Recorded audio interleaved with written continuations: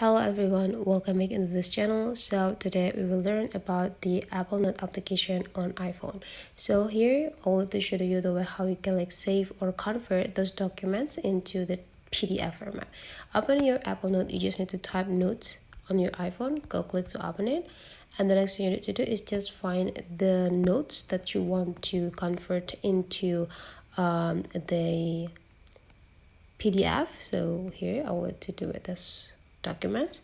You just need to take a look on this top side. There will be two buttons there. Go click this square with this arrows icon. Go click it, and they'll bring you into this option. And then you just need to scrolling up, and just go click print. And now this section will print those files into the PDF. So you just need to go click this share button again and go click save to files. And then you just need to pick the folders that you want to save it. And then you just need to go click save.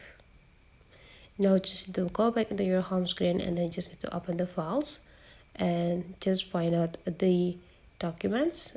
So here is the documents. So whenever you open it, this document is already in the PDF format.